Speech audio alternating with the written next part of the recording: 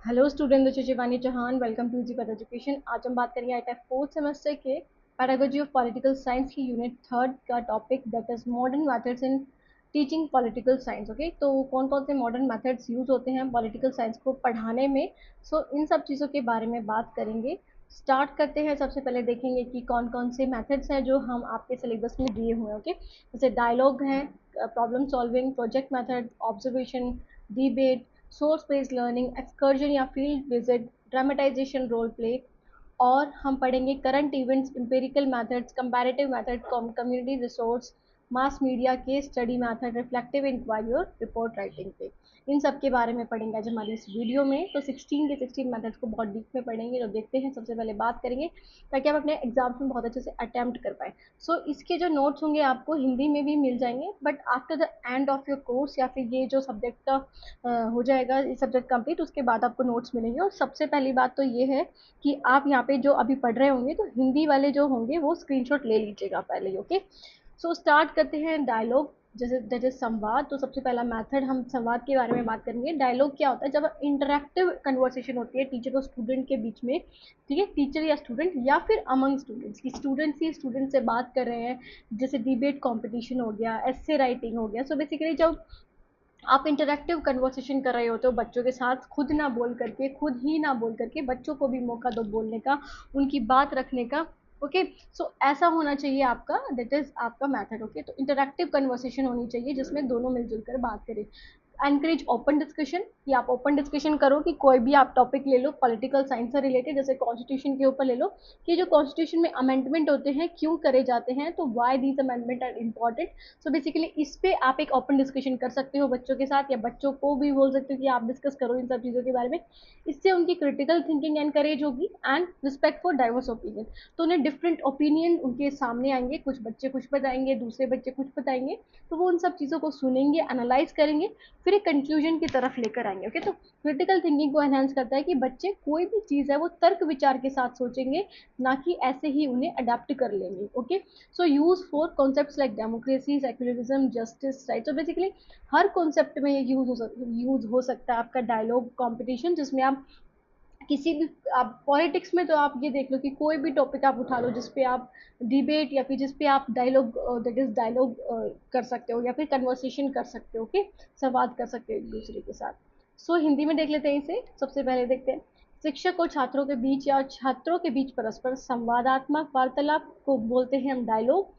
खुली चर्चा, आलोचनात्मक सोच और विविध विचारों के प्रति सम्मान को प्रोत्साहित करता है। जैसे कि लोकतंत्र में हम इसे उपयोग कर सकते हैं, धर्मनिरपेक्षता में, न्याय में, अधिकार जैसी अवधारणाओं के लिए आप इसको यूज कर सकते हो, इस पर बातचीत कर सकते हो बच्चों के साथ। ओके, फिर आ जाता है प्रॉब्लम सॉल्विंग। तो प्रॉब्लम सॉल्विंग लाइक समस्या समाधान, कैसे आप कोई भी दैट इज बात है, कोई भी टॉपिक है, उससे रिलेटेड आप कैसे प्रॉब्लम सॉल्विंग अप्रोच को बढ़ा सकते हो। तो ये भी एक टीचिंग मेथड है, मॉडर्न मेथड है, कि बच्चों को सिर्फ उनकी प्रॉब्लम्स के बारे में ना बताना, जो प्रॉब्लम्स प्रिवलेंट है उनके बारे में ना बता के सिर्फ उनको सोल्यूशन भी बच्चों से पूछो या आप बताओ, दोनों डिस्कस करके बताओ। Students are given a real life political and social problem to analyse and propose solution. Basically इसमें क्या होता है, स्टूडेंट को प्रॉब्लम्स दे दी जाती हैं कि आप इसको फाइंड आउट करो कि ये जो रियल लाइफ पॉलिटिकल प्रॉब्लम्स है, जैसे कि करप्शन है, उसके बारे में बच्चों से पूछो, है ना, कि क्यों है ये, क्या इसके सॉल्यूशंस हो सकते हैं, या फिर कोई भी ऐसी चीज़ है जो आपके देश को नुकसान पहुंचा रही है जिसमें आपको प्रॉब्लम लगती है, आप उससे रिलेटेड सोचो और फिर उसके बाद एनालाइज करो और उसके क्या सॉल्यूशंस हो सकते हैं उसको बताओ टीचर्स को। ओके, तो इट बिल्ड डिसीजन मेकिंग, इससे डिसीजन मेकिंग बढ़ता है कि वो डिसाइड कर पाते हैं, कोई भी प्रॉब्लम का सोल्यूशन फाइंड आउट कर पाते हैं अच्छे से। एनालिसिस में, मतलब विश्लेषण में वो बहुत ज़्यादा अच्छे हो जाते हैं कि वो चीज़ों को तोड़ मरोड़ के फिर उसके बाद उसको इकट्ठा करके पढ़ सकते हैं। सिविक रिस्पॉन्सिबिलिटी उनके अंदर आती है। इट मीन्स कि वो क्या एक रिस्पॉन्सिबल सिटीजन बन पाते हैं। ठीक है, उनको पता होता है कि क्या प्रॉब्लम है, उससे रिलेटेड क्या सोल्यूशन ले सकते हैं। ये डिबेट्स के लिए यूज होते हैं, डिबेट्स ऑन पॉलिसी इश्यूज, जो पॉलिसीज बनती हैं बट वो अच्छे से कामयाब नहीं हो पाती हैं। क्यों नहीं हो पाती हैं, तो क्या रीजंस हैं उसके, तो आप प्रॉब्लम्स देखोगे कि ये प्रॉब्लम है और इसके सोल्यूशंस क्या हैं, इस पे आप कर सकते हो। करप्शन पे, डिस्क्रिमिनेशन पे, पब्लिक सर्विसेज पे आप ये प्रॉब्लम सॉल्विंग अप्रोच को यूज कर सकते हो। सो ये है हिंदी में छात्रों का विश्लेषण करने और समाधान सुझाने के लिए एक वास्तविक जीवन की राजनीतिक या सामाजिक समस्या दी जाती है, निर्णय लेने, विश्लेषण और नागरिक जिम्मेदारी का निर्माण करता है। ओके, तो इन सब टॉपिक्स पे आप कर सकते हो प्रॉब्लम सॉल्विंग को। After that is the project method. तो प्रोजेक्ट मेथड को क्या बोलेंगे? परियोजना विधि। इसमें क्या होता है? Student research and present a theme based और issue based topic over time, कि सिर्फ एक बार ही नहीं, वो बार बार, मतलब ओवर टाइम, टाइम के साथ साथ वो जो भी उस पे उसको लगता है कि यहाँ पे उसको रिसर्च करनी चाहिए या फिर यहाँ पे उसको कुछ काम करना चाहिए, तो वो रियल लाइफ में जा करके, है ना, मतलब उसकी डीप एक्सप्लोरेशन करता है कोई भी टॉपिक की। ओके, कोई भी टॉपिक की, जैसे कि इलेक्टोरल सिस्टम कैसे वर्क करता है, कॉन्स्टिट्यूशन मेकिंग कैसे होता है, कि कैसे कॉन्स्टिट्यूशन बना, फिर अब कैसे उसमें अमेंडमेंट हो रहे हैं।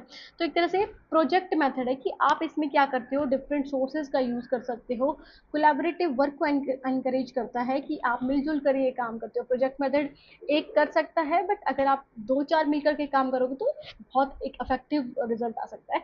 और इसमें डीप एक्सप्लोरेशन होता है कि आप एक्सप्लोर करते हो, चीज़ों को खोजते हो, है ना, किससे रिलेटेड, जिस पे आप रिसर्च कर रहे हो। तो एक थीम बेस्ड होता है या फिर इशू बेस्ड टॉपिक होता है ये, ठीक है। इस पे आप क्या करते हो? प्रोजेक्ट मेथड का यूज करो। टीचर अलाउ करती है बच्चों को कि कोई भी टॉपिक जो पॉलिटिकल साइंस से रिलेटेड है, आप उस पर प्रोजेक्ट कर सकते हो, कोई भी प्रोजेक्ट बना सकते हो। ओके, मतलब परियोजना। सो इसको हिंदी में देखते हैं, छात्र समय के साथ थीम आधारित या मुद्दा आधारित विषय पर शोध करते हैं और उसे प्रस्तुत करते हैं। फिर उसके बाद वो क्लास में प्रेजेंट करते हैं कि कौन सा, मतलब कौन सी थीम उन्होंने ली है, और फिर उससे रिलेटेड जो भी उन्होंने फाइंड आउट किया वो दिखाते हैं क्लास में। ओके, प्रेजेंट करते हैं। फिर आ जाता है next is the observation, that is अवलोकन। तो ऑब्जर्वेशन क्या होता है? Student observe political processes in real life. Student को ले जाया जाता है या फिर उनको दिखाया जाता है कि एक पॉलिटिकल प्रोसेस कैसे होता है रियल लाइफ में। एग्जांपल लोकल इलेक्शंस या village panchayat. It enhance empirical learning. Empirical learning क्या होती है? जो आप देखकर, मतलब बाय ऑब्जर्वेशन सीखते हो। ओके, जो आप ऑब्जर्वेशन करके सीखते हो, बेसिकली अपनी आंखों से देखकर जो आप महसूस करते हो, बेसिकली उसको एम्पिरिकल लर्निंग बोलेंगे। तो इसमें एम्पिरिकल लर्निंग को एनहांस करता है कि आप रियल लाइफ में उन प्रोसेसेस को देखते हो, ऑब्जर्व करते हो। ओके, जैसे लोकल इलेक्शन में विलेज प्रोसेस, जैसे use for panchayat meeting, protest, campaign, government schemes. तो बेसिकली आप इधर जाके ऑब्जर्व करा सकते हो बच्चों को। ओके, कि जो कैंपेन्स चलते हैं, जो पंचायत मीटिंग्स होती है, उसमें बच्चों का पार्टिसिपेशन कराओ कि बच्चे ये समझ सके कि पंचायत क्यों बना है, कौन कौन लोग होते हैं उसमें, वो सारी चीज़ होती है ना। और विमेन का क्या महत्व है उन सब चीज़ों में। ओके, सो ऑब्जर्वेशन, अवलोकन। तो छात्र वास्तविक जीवन में राजनीतिक प्रक्रिया का अवलोकन करते हैं, जैसे कि स्थानीय चुनाव या ग्राम पंचायत। अनुभवजन्य अधिगम को बढ़ाता है, ये बढ़ावा देता है उसे। जैसे कि पंचायत बैठकों, विरोध प्रदर्शन, अभियानों या फिर सरकारी योजनाओं के लिए यूजफुल है। सो उसके बाद आ जाता है डिबेट। तो डिबेट एक तरह से आप डिस्कशन, जो डिस्कशन मेथड था आपका, जो सबसे पहले पढ़ा था हमने, उसमें आप डिबेट को यूज कर सकते हो। Okay, so structured arguments on opposing view points, की आप ऐसे कर सकते हो, बच्चों को दो ग्रुप में बांट सकते हो। एक किसी टॉपिक के फोर में बोलेगा, एक किसी टॉपिक के अगेंस्ट में बोलेगा। फॉर एग्जाम्पल आप एक जैसे अभी जो रूलिंग पार्टी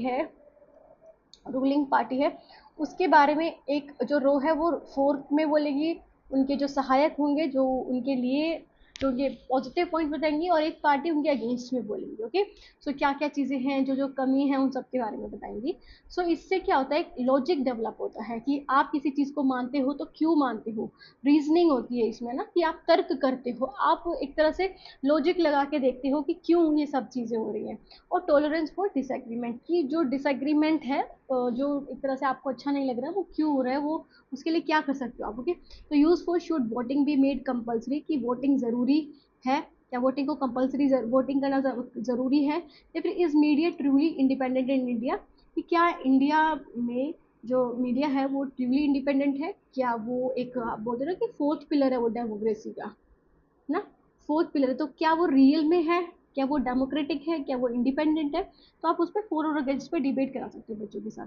तो आप यहाँ पे political science point of view से पढ़ रहे हो, तो इसलिए ये पॉलिटिकल इश्यूज को आप लोग। ओके, सो हिंदी में है विरोधी दृष्टिकोण पर संरचित तर्क, तर्क विवेक और असहमति के लिए प्रति सहिष्णुता विकास विकसित होती है। ओके, सो उपयोग क्या है? क्या मतदान अनिवार्य कर दिया जाना चाहिए? क्या भारत में मीडिया वास्तव में स्वतंत्र है। आप इन सारे टॉपिक्स पे कि क्या ये जो कॉन्स्टिट्यूशन में अमेंडमेंट होते हैं क्या ये रियल हैं, क्या जो पॉलिसीज़ बनती हैं क्या उनका इम्प्लीमेंटेशन अच्छे से होता है, क्या हमारी कंट्री डेमोक्रेटिक है रियल में, क्या दूसरी कंट्रीज़ जो हैं आप कंपैरिजन कर सकते हो उनका, है ना। तो वो सारी चीज़ें। After that is source based learning. तो ये क्या होता है, स्रोत आधारित अध्ययन। इसमें आप क्या करते हो, प्राइमरी और सेकेंडरी सोर्सेज का यूज़ करते हो। मतलब जिसकी आप स्टडी कर रहे हो, जिसके बारे में आप पढ़ रहे हो, उसको लेकर के या तो वही डॉक्यूमेंट ले लोगे, अगर वो नहीं है तो आप नेट पे से या फिर जो उसके बारे में आपको बताता है उस सोर्स को लेकर के आप स्टडी करो। जैसे कि कॉन्स्टिट्यूशन एक्सर्ट्स, मतलब एक कॉन्स्टिट्यूशन का कोई हिस्सा ले लिया आपने, कोई पार्ट ले लिया पढ़ने के लिए, और हिस्टोरिकल डॉक्यूमेंट्स ले लिया, फिर स्पीचेस आपने देख ली किसी नेता की, किसी महानेता की। तो ये सारी चीज़ें मतलब प्राइमरी या सेकेंडरी सोर्सेज। प्राइमरी मतलब जहाँ पर जो उस इंसान ने लिखी है जिसके बारे में आप ढूंढना चाह रहे हो। फॉर एग्जाम्पल आपको B.R. अम्बेडकर के बारे में जानना है, तो आप उनकी लिखी हुई बुक, है ना, उनकी लिखी हुई बुक अगर पढ़ रहे हो तो इट मीन्स कि वो प्राइमरी सोर्स है। बट अगर किसी और ने B.R. अम्बेडकर की बुक लिखी है तो वो सेकेंडरी सोर्स है, कि वो उन्होंने नहीं लिखी, वो किसी और ने लिखी है, तो आपको वो मिली है ओके उनके बारे में। सो बेसिकली प्राइमरी या सेकेंडरी सोर्स के थ्रू आप जब स्टडी करते हो या फिर बच्चों को हेल्प करते हो स्रोत आधारित अध्ययन करना, तो ये होता है कि हिस्टोरिकल डॉक्यूमेंट या स्पीचेस के जरिए या रेडियो रिकॉर्डिंग्स के जरिए, है ना, उनकी कोई ऑटोबायोग्राफी है, उन सब चीज़ों के जरिए। प्रमोट्स एविडेंस बेस्ड रीजनिंग, तो यहाँ पे आपको एविडेंस भी मिलता है साथ साथ में, कि आप अगर किसी चीज़ के बारे में बता रहे हो एज अ टीचर या फिर एज अ स्टूडेंट, आप कोई प्रेजेंट कर रहे हो कोई टॉपिक, तो आप एविडेंस भी दे सकते हो उसके प्रति कि ये चीज़ यहाँ पे लिखी है। Use for reading constitutional preamble, कि आप जो कॉन्स्टिट्यूशन प्रियम्बल है उसको रीड करने के लिए यूज़ कर सकते हो। कोर्ट वर्डिक्ट्स के लिए या फिर पॉलिटिकल मैनिफेस्टोज के लिए, जो मैनिफेस्टोज बनाए जाते हैं कोई भी जैसे इलेक्शंस होते हैं उससे पहले, मैनिफेस्टोज मतलब उनके एम्स और ऑब्जेक्टिव्स लिखे होते हैं कि वो क्या करेंगे हमारे लिए अगर वो सरकार में आएंगे। तो अगर आप जब बोलते हो कि इन्होंने ये बोला था और ये वादा पूरा नहीं किया, तो वो किस बेस पे बोलते हो, उनके मैनिफेस्टोज के बेस पे ही बोलते हो, है ना। कि जो वो डिसाइड करते हैं, जो वो बोलते हैं कि हम करेंगे और वो नहीं करते, तो वो शो कर सकते हो एज एन एविडेंस कि ये ऐसा था ना। कोर्ट वर्डिक्ट, की कोर्ट में जो भी फैसले होते हैं या फिर कोर्ट में जो भी चीज़ें लॉज वगैरह हैं, वो आप जो लॉ बुक है उसमें से देख के बता सकते हो कि इसके हिसाब से तो ये दैट इज ये विक्टिम है या फिर इसको बरी होना चाहिए, फिर जो भी है ओके।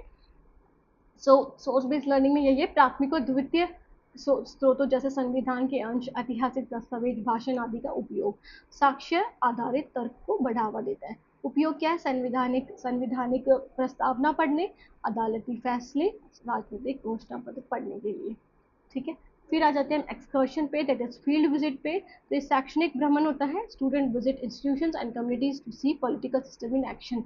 तो एक्सकर्शन या फील्ड ट्रिप क्या होता है कि वो रियल में वहाँ पर जाते हैं, मतलब एक तरह से फील्ड ट्रिप होती है। जैसे आप अगर एक दैट इज आप सोशल साइंस के स्टूडेंट हो, तो आपको अगर रेड फोर्ट के बारे में बता रहे हैं, हिस्ट्री के बारे में बताना जा रहे हैं, तो रेड फोर्ट पे आपको लेके जाएंगे। मुगल काल के बारे में बता रहे हैं तो मुगल काल में जो जो एस्टेब्लिशमेंट हुई थी वहाँ आपको लेकर जा रहे हैं, वहाँ आपको दिखाने के लिए लेकर जा रहे हैं।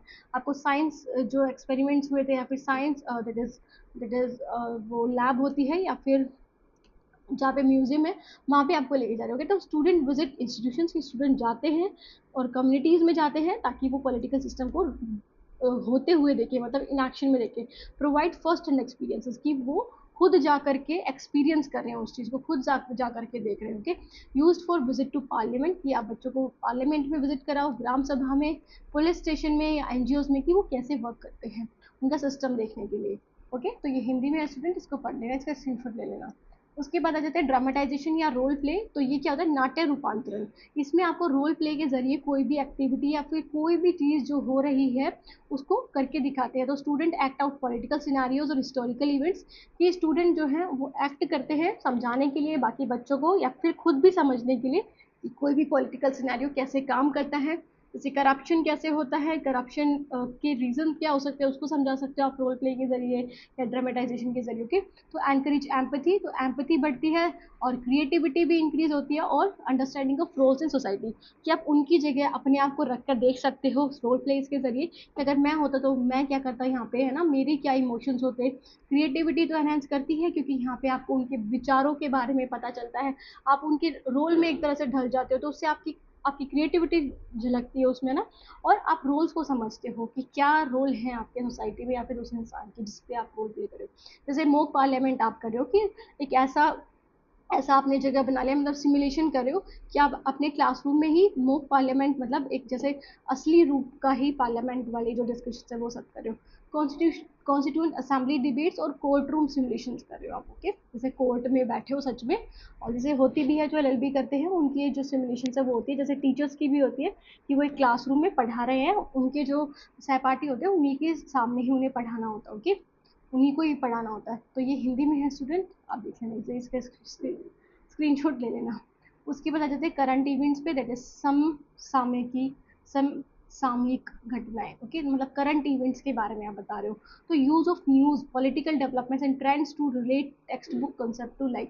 सो बेसिकली आप रियल लाइफ में आप जो अभी करंट ट्रेंड चल रहे हैं आप उनके बारे में भी बता रहे हो, सिर्फ आप टेक्स्ट बुक नॉलेज ही नहीं दे रहे हो जो टेक्स्ट बुक में लिखा है बहुत सालों पुराना और अब जो चेंज हो चुका है उसके बारे में ही ना नॉलेज देके आप रियल लाइफ के बारे में या फिर करंट लाइफ के बारे में भी आप बता रहे हो कि आप न्यूज़ का यूज़ कर रहे हो, पॉलिटिकल डेवलपमेंट्स क्या क्या हुए हैं अभी, है ना, और trend to relate text book concept to real life की जो टेक्स्ट बुक कॉन्सेप्ट है उसको रियल लाइफ में शो करके दिखा रहे हो। So keep learning relevant and dynamic, कि जब आप क्या करो, इससे क्या होता है कि आपको रेलिवेंट चीज़ें ही सिखाई जाती है जो रियल में है, जो आपके लिए यूजफुल है और जो डायनामिक है, मतलब जो जिसमें आपको लगता है कि चेंजेस आ सकते हैं।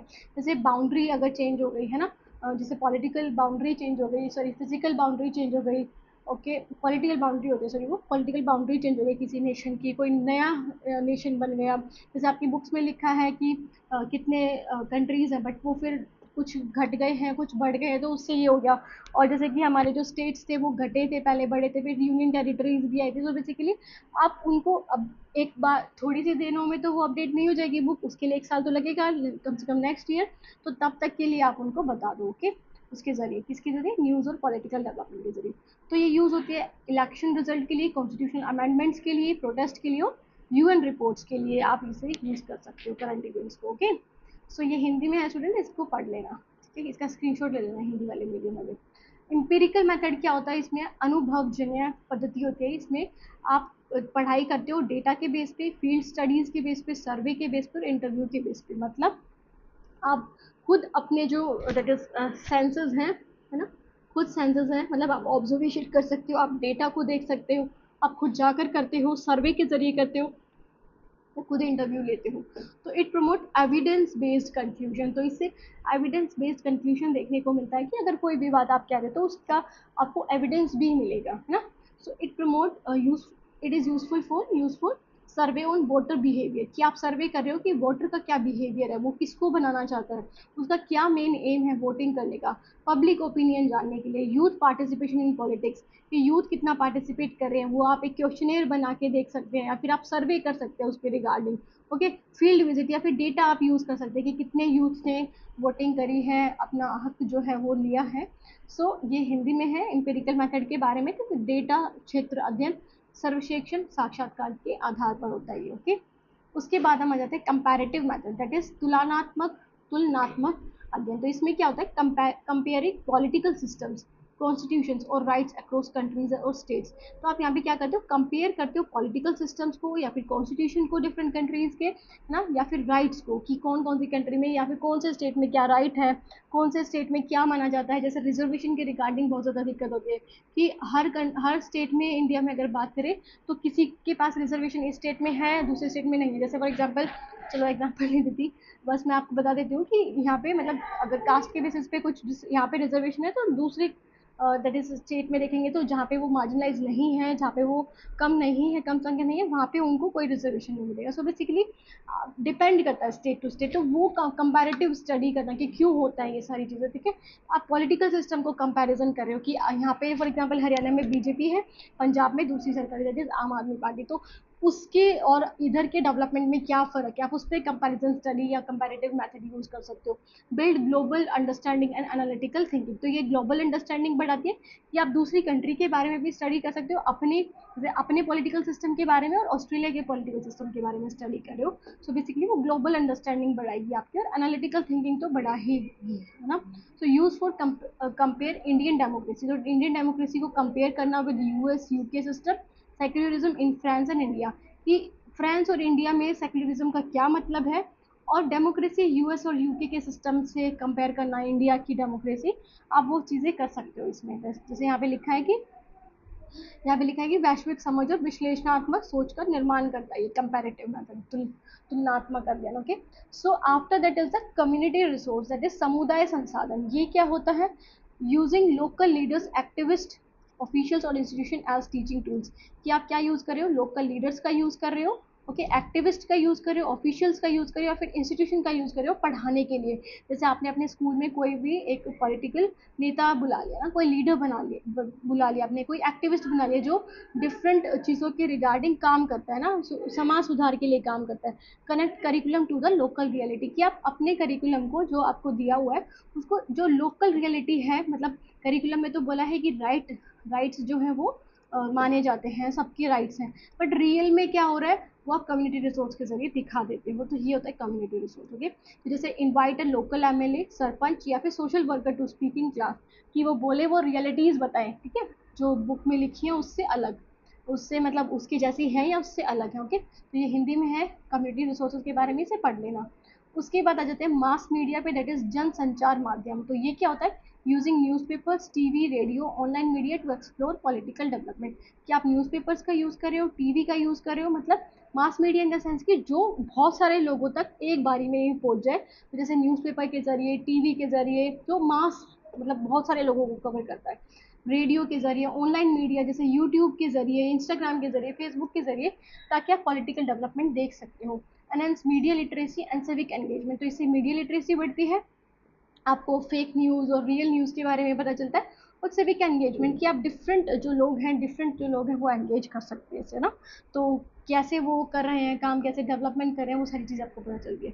तो ये एनालाइज करती है पॉलिटिकल न्यूज़ को, पॉलिटिकल एड्स को, फैक्ट्स और ओपिनियन के बारे में आपको बताते हैं मास मीडिया के थ्रू। ओके, सो ये हिंदी में है स्टूडेंट, इसके बारे में जो हिंदी मीडियम वाले इसको पढ़ लेना। मैंने हिंदी में ही समझाने की कोशिश की है।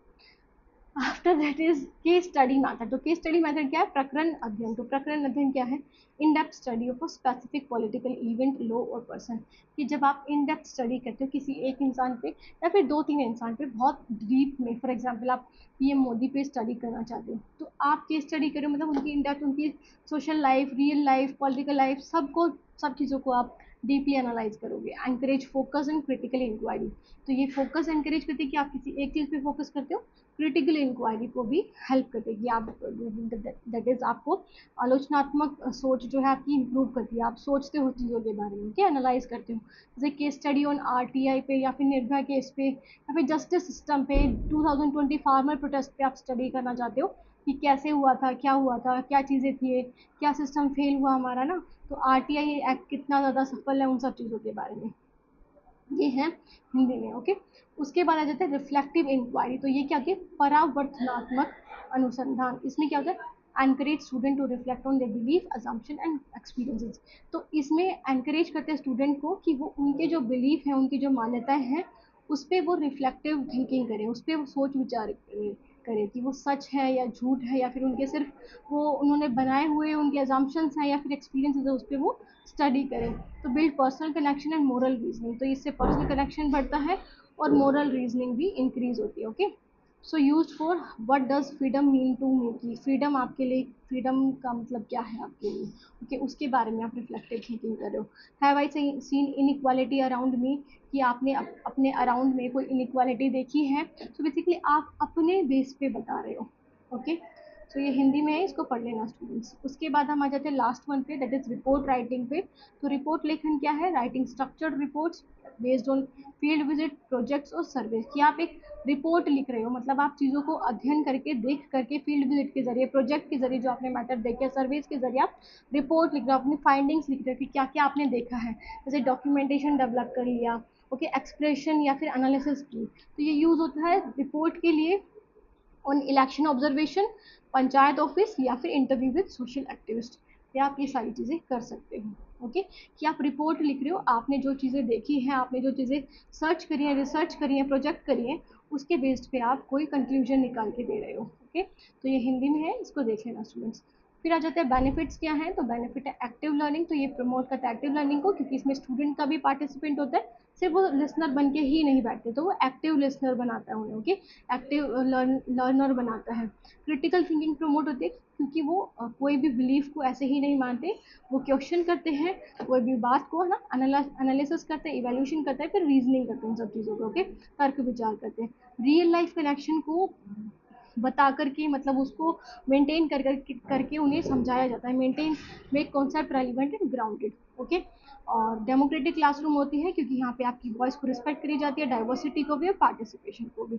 स्किल डेवलपमेंट होता है, क्योंकि ये आपकी राइटिंग को एनहेंस करती है, स्पीकिंग को, रिसर्च को और कोलैबोरेशन को भी ये आपकी हेल्प करती है, कि आप ओवरऑल आपकी स्किल डेवलपमेंट कैसे हो सकती है, उन सब चीज़ों में आपको हेल्प करती है। सो स्टूडेंट, ये थी हमारी वीडियो, बहुत ही आसान सा टॉपिक था, कोई भी डाउट रहे तो कमेंट सेक्शन में पूछ सकते हैं। बाकी thank you so much for watching the video, मिलते हैं नेक्स्ट वीडियो में, तब तक के लिए take care, bye, have nice day.